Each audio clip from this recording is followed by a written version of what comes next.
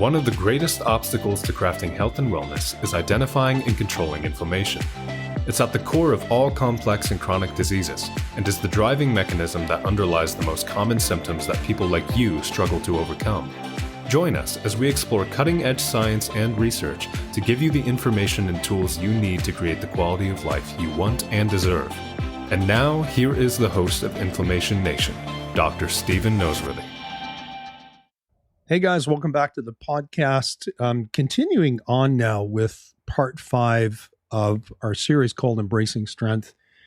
Today we're going to be talking about discipline and motivation and learning how to stick to a plan even when you don't feel like it. Because face it, there are times when you just simply don't feel like it. I know that that's the case with me. And there's many factors or variables that go into that, but I don't go into the gym or to an exercise session every single time, just completely gung-ho to be there. That varies. Sometimes I'm spot on, and sometimes I really struggle with that. And yes, every once in a while I'll take a day off, but that's, kind of the exception rather than the norm. But we're about 3 months into 2024. And I wonder how many of you listening out there are still on point with your New Year's resolutions, or how many of you may have already abandoned that. And I don't pose that question to be mean or to make you feel bad, but hopefully to convince you that if you have backslidden, might be the right way to say it. If you've backslidden, I hope to convince you to refocus on what at one point you decided was important to you. And on that point, and just go with me here, I want you to close your eyes if it's safe for you to do that. Take a deep breath and remind yourself of what it was you had resolved to do in 2024. Remind yourself of the big why that drove your resolution to start with. So I'm going to go silent for just a second or so, give you a moment to recall that vision or that feeling. Can you picture it in your mind? What was it? Statistically speaking, the most common resolutions every year are health related, right? Improve your fitness, improve your diet, lose weight, and so on. And so if that's you, you're in good company, including me. My 60th birthday is looming close. And in the fall of 2023, I had resolved to be in the best shape of my adult life by August 10th. And I am happy to say I'm well on my way to that. And in fact, for me, in many respects, I'm as fit and as strong as I was in my early 30s. But I set a plan, I have executed that plan religiously, and I know without a doubt I'm going to hit my goals. And that's good to say. So what about you? What's happened to you and your goals? Are you on point? Are you struggling but still in the game? Or as I said earlier, have you abandoned your quest? Did that initial drive and desire fade before you even got started? Did you get started and fizzle out after a few weeks or after a few months? Did you succumb to the temptations that are designed to take you away from your goals? Did you not have the support that you needed? And at some point just simply decide that change was simply too hard? What was it? Because if that thing that you had resolved to do is still as important now as it was on January 31st, then you owe it to yourself to revisit that now and not wait another year just to start the cycle all over again, because you know how it goes. Every year we resolve to do better, to be better, and most of us fall off that, and we're singing the same song by the end of that year. And I've said this before, the next 6 months are going to go by whether you refocus and recommit or not. Time will march on. In 6 months from now, you can either be 6 months into crafting that new you, or you can be 6 months further down the path that's not helping and in fact may actually be harming you.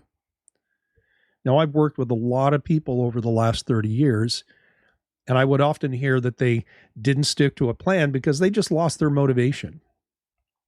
And they lament that if they could only get motivated again, they would finish what they started, whether that was a weight loss plan or a new diet or starting to work out, a fitness program, or all of it. And the problem is perhaps twofold. The first problem is mistaking motivation for adherence, and we'll sort that out today. Depending on how long I go on this, I might have to take 2 episodes to cover everything that I'd like to say and share. So the first thing is using the word motivation when we really mean something else, and that usually what we mean is adherence.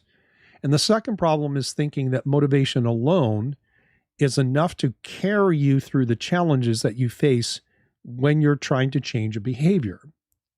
And that's actually what we're talking about, behavior change. And so then the question becomes, how do we change behavior? What does it take for us to set a new goal, or to set a goal that requires something to change and then stick to it until we get what we want? It also begs the question, when we get to where we want to be, can we go back to what we were doing before we decided to solve a particular problem? It was Albert Einstein who once said that we can't solve a problem with the same thinking that we had when we created the problem. And we can take that notion and apply it to these lifestyle goals. What that means is the answer is no. Like, once you get where you want to be, you can't go back to what you were doing before you decided that something needed to change. Let me give you 2 examples, one from the diet world, one from the exercise world. Let's say that somebody is an overweight type 2 diabetic who eats too many carbohydrates, too much sugar, and that's essentially why they're a type 2 diabetic. And let's also say that this person decides to go on a low-carb diet or maybe ketogenic diet, which over time resolves their diabetes. Now they're not diabetic anymore. They probably end up losing a bunch of weight and they have normal blood sugar control. What do you think would happen if they went back to their old diet of high carbs and high sugar? Well, it's obvious, right? They would become an overweight diabetic again, because they were doing the things that created the problem to begin with. And the same is true of exercise. We've talked a lot about setting goals for exercising, knowing what you want that to do for you. What are your goals? And so let's imagine someone who wants to use exercise to gain muscle and lose body fat. Very common goal. They invest the time and the effort into a well-constructed program where they are doing a combination of cardio and strength training, say 5 or 6 days a week. And as a result, they do gain muscle and they do lose body fat, and they get to the point where they're happy with their new body composition, their new capacity for life, and they enjoy the knowledge that they have, as a result of this, reduced their risk of death from all causes. And let's say they then mistakenly think, well, I have arrived, I have achieved my goals, now I can stop doing everything I had done that got me here. They stop exercising, they stop doing cardio, they stop lifting weights. What do you think will happen? Obviously, over time, they will lose the muscle they had gained. They will regain the body fat that they had lost. They will lose the new capacity that they have built. And, the cherry on top is that their risk of death from any cause goes back up again. And so this is a huge problem with our modern diet culture, and why diets, in air quotes for those of you who are listening on podcast, why diets are destined to fail. And I use the word diet all the time, but to be honest, I would rather use the term like your fueling or your eating strategy. It's a mouthful. That's why we still say diet, but diets are destined to fail. And this is also a huge problem with being in a place where exercise was either never a part of your lifestyle, or if you feel you can't because your exercise tolerance is low. And once you achieve a goal, you sometimes lose the motivation to do the work that got you there, because change is hard and motivation is fickle. And sometimes it's there and sometimes it's not.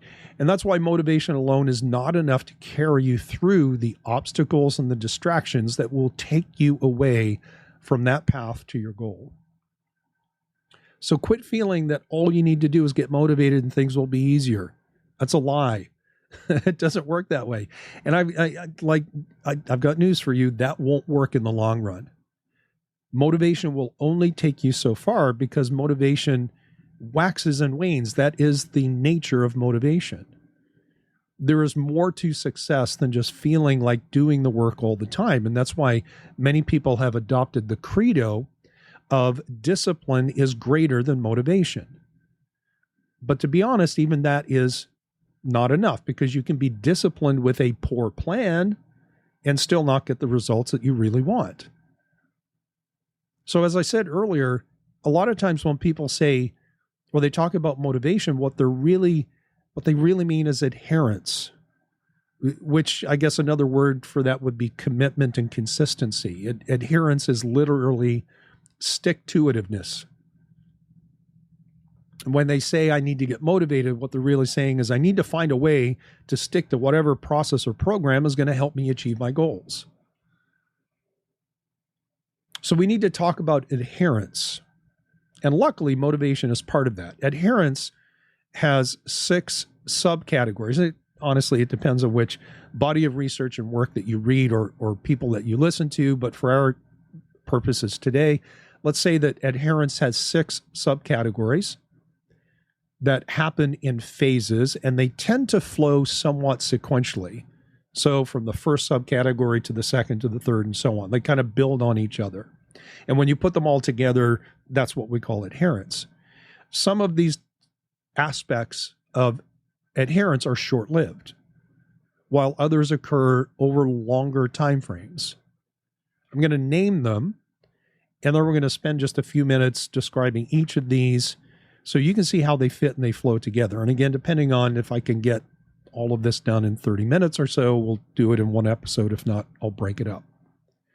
So adherence is made up of the following 6 categories or domains, or has different aspects. Number 1 is inspiration. Number 2 is motivation. Number 3 is intention. Number 4 is discipline. And number 5 is habit. Now I'm going to say them again, but I'm going to try to translate into, something a little bit extra so you can start syncing with the big picture. Number 1, inspiration. That's like, I want to do something. Motivation is why you want to do that. Intention is what you're going to do or how you're going to do it. And discipline is willpower. And habit is a way of life.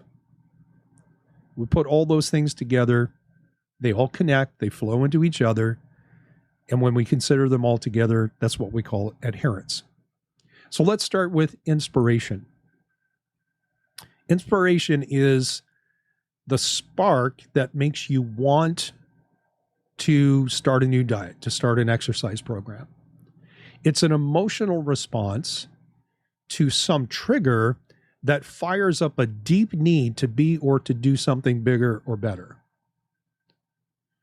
And the utility of that is that inspiration creates this burning need, this desire to get started, but honestly, that's about all it's really good for. Being inspired feels great, but unless it progresses to the next level or the next part of adherence, which is motivation, then inspiration just simply fades. And it has to be constantly fed. You cannot neglect it.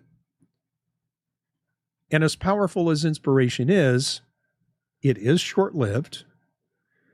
Depending on circumstances and depending on what you're inspired about, it might last a day or so. It might last hours.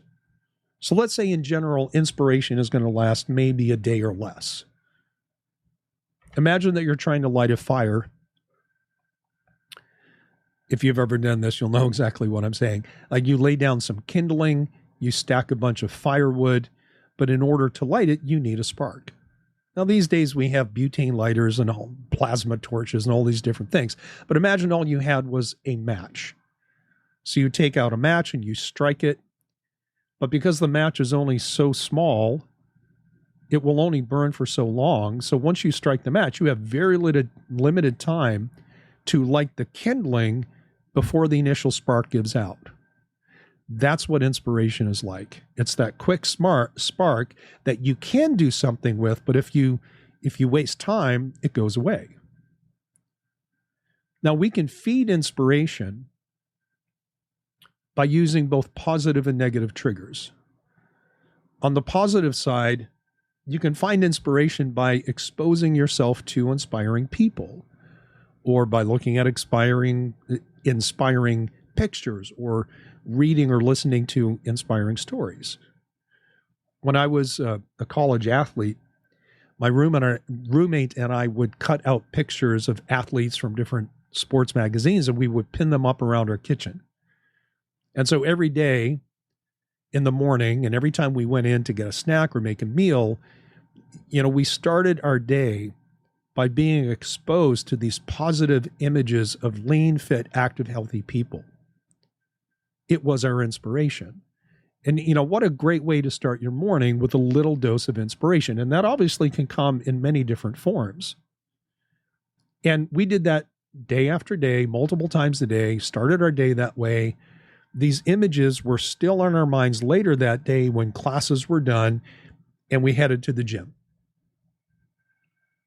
To this day, I can't see a Rocky movie or listen to the theme song, Eye of the Tiger, without wanting to be a better man. It's very inspiring to me. It doesn't mean it's inspiring to you. You have to find your inspiration. But as it relates to health and wellness, and here's another example that just popped into my head. There's what's the name? It's a Russell Crowe movie. I think it's called The Milkman. It's a story, it's based on a true story of a boxer from the Depression era and how he ended up becoming a successful boxer, but it was all about a father taking care of his family in very, very tumultuous times. More modern days, recently, The Greatest Showman for me is great inspiration because, again, it's about the struggles of a man trying to take care of his family. To me, that's very inspiring. Now, beyond things like that, and this is very common today, there are so many online challenges, health transformations, physique transformations. There's so many things out there on the internet, before and after pictures and stories. There is no shortage of inspiration. You just have to figure out what connects with you and then expose yourself to that on a very consistent basis. Because remember, it's a spark, it's a flash, it's there, but then it fades. So you have to keep feeding it. Now that's positive inspiration.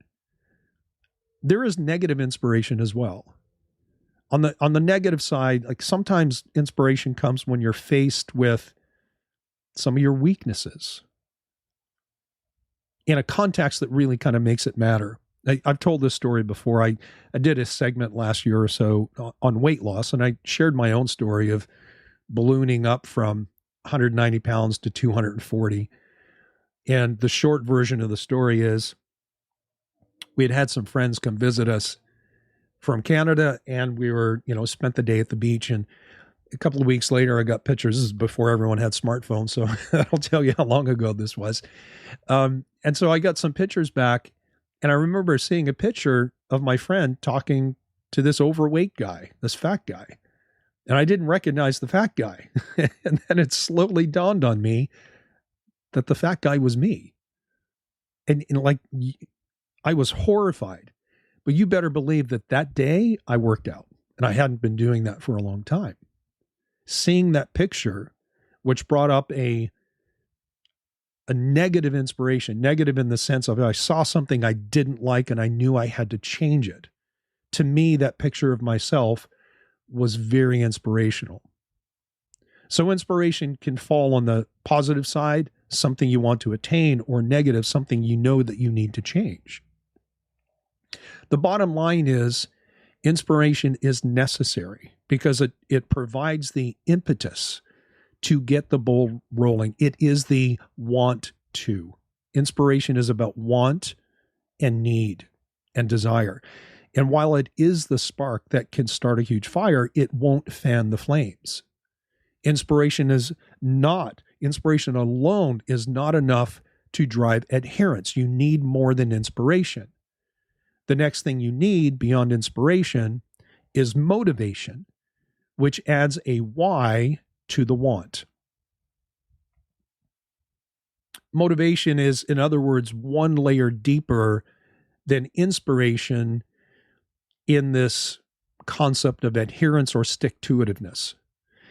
If inspiration is the I want to fill in the blank, then motivation is the why, about why that's important and valuable to you, right? Again, back when I saw that picture of myself that I just mentioned, the inspiration was the initial shock of how much had changed and the thought of, gosh, how could I have let this happen?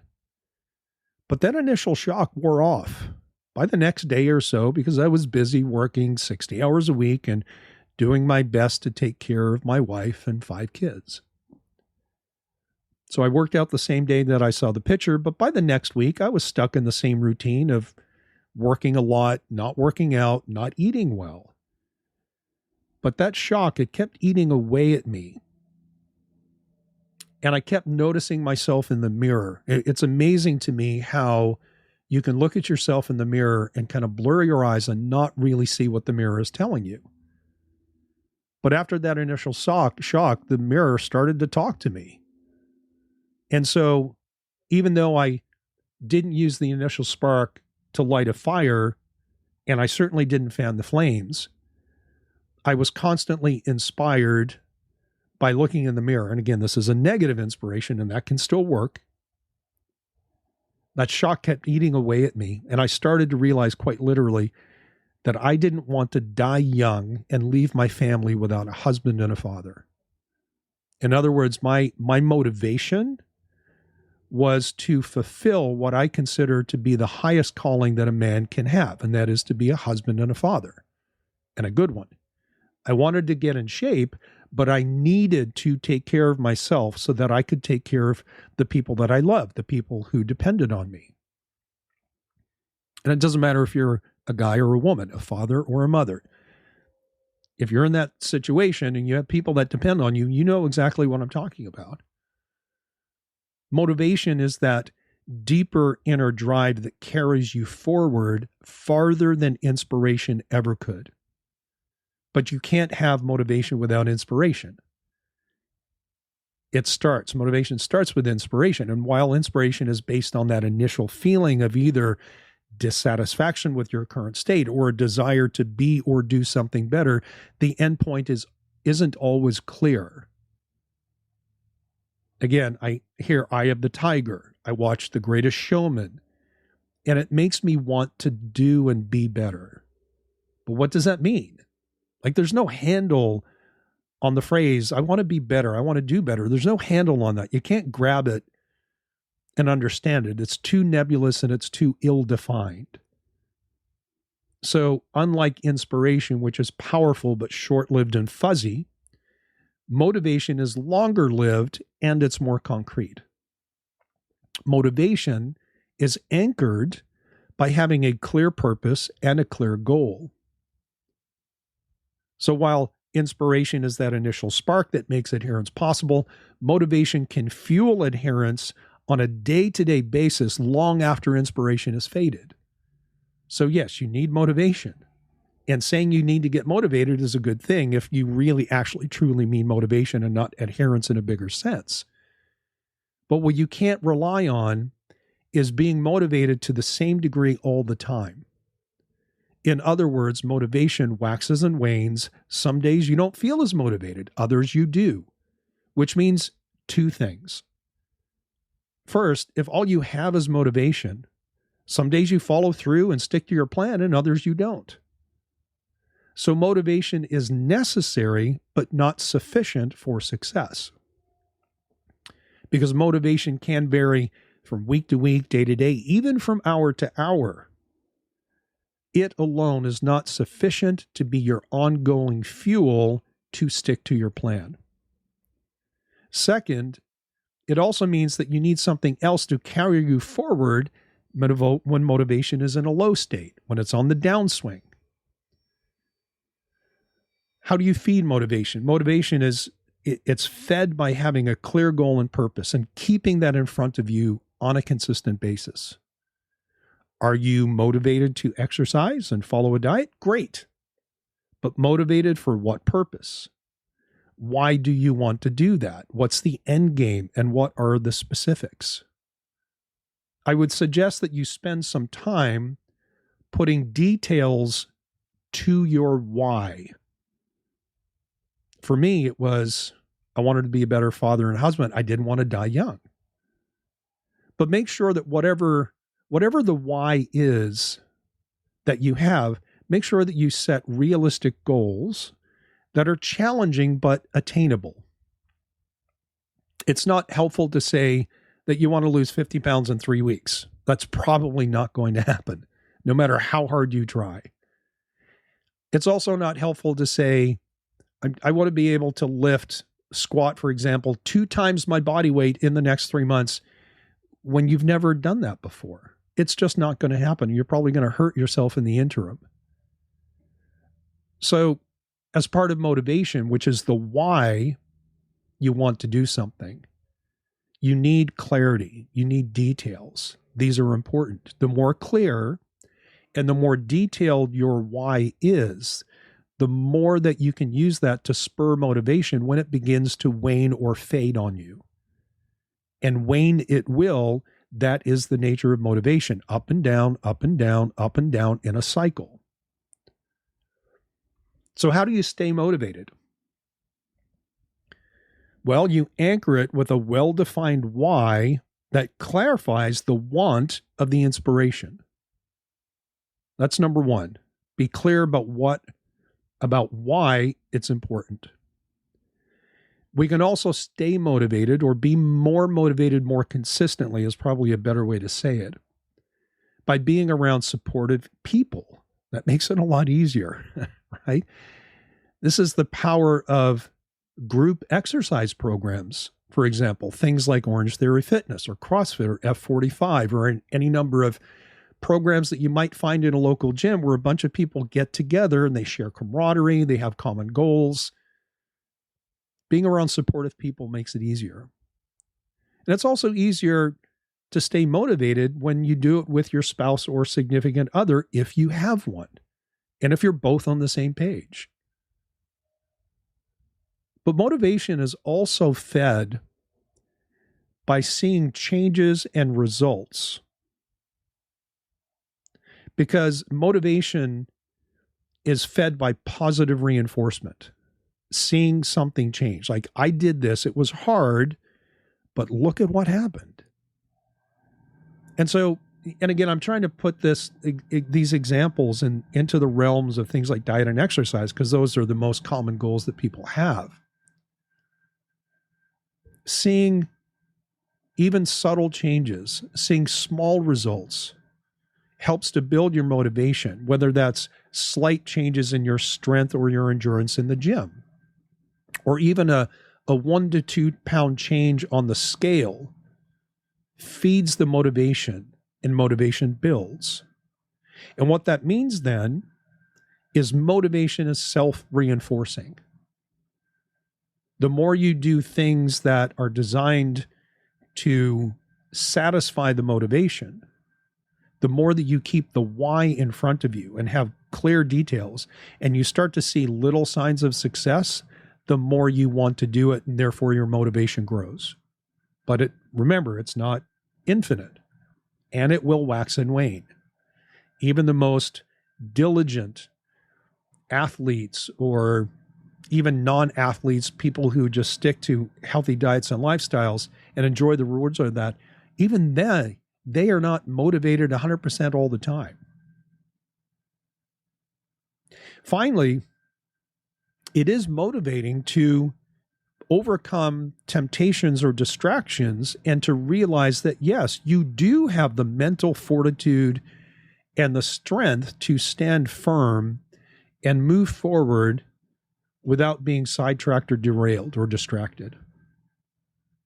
Every small win is a big victory and should be recognized and celebrated, at least by you. And whether that means you do go out with friends to lunch or to dinner, and you don't just order whatever you want off the menu because that's what they're doing, or you go out to socialize and everyone's drinking and you're like, no, I have a goal, and drinking is counter to that, so I'm not going to have any alcohol. I mean, maybe in the moment it seems like a big deal, but when you get back home and you realize I did it, do you understand how that is self-satisfying?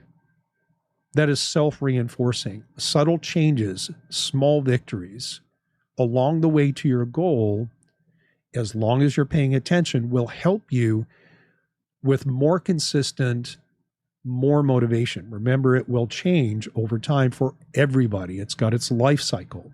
It will always change. So the bottom line with these first two elements, and I think I'll probably keep this episode just to here for now, and we'll come back in the next episode and finish off this discussion. The bottom line is that inspiration is a deep emotional desire to be or to do something better. It is the want to. Motivation is less emotional, but it's more concrete and sustainable. It is the why behind adherence, and it needs to be clearly defined. Great, you want to follow a diet, you want to exercise. Why do you want to do that? What is that going to do for you? What are you going to get? What are you going to avoid? But motivation varies. Hour to hour, day to day, week to week, it waxes and wanes. It alone is not enough for long-term stick-to-itiveness or long-term adherence. Periods of low motivation, and as a result, low adherence, cancel out the periods of high motivation and higher adherence, and when you mix them together, basically yields no progress. And let's just say, for example, you're following a diet and you're exercising, and every other day you're motivated and every other day you're not. So on the days you're motivated, on the days you're not motivated, on the days you're motivated, you eat right and you exercise, and the days you're not, you don't. And so you're like a day on, a day off, a day on, a day off. And when you average that out, nothing has changed because there's been no bias towards the direction of adherence. And that's why we say motivation is not enough, because it varies and waxes and wanes. And so beyond inspiration and motivation, we need something called intention. What is it you intend to do to accomplish your goals? What is your plan? Let's put some details on that so that you're not just out there flailing your arms and legs or piling kale on your plate without actually having a strategic plan that's going to help you move down the path, stick to it, and then ultimately realize that thing that is important to you. All right, guys, I'm going to leave it there. Hopefully that is inspirational for you. Hopefully I've given you some food for thought. There's still more to come. Thanks for listening, and stick around. We got another episode to finish off this discussion right here on the Inflammation Nation. Thanks for listening to Inflammation Nation. If you enjoyed this episode, make sure you subscribe to our podcast. Be the first to know when a new episode drops so you can stay on top of your game. It also helps others like you find the answers they need. You can use the links in the episode description to check out Dr. Noseworthy's self-learning programs for thyroid, detox, and gut health. Or you can submit a question for the podcast and even reach out to Dr. Noseworthy directly.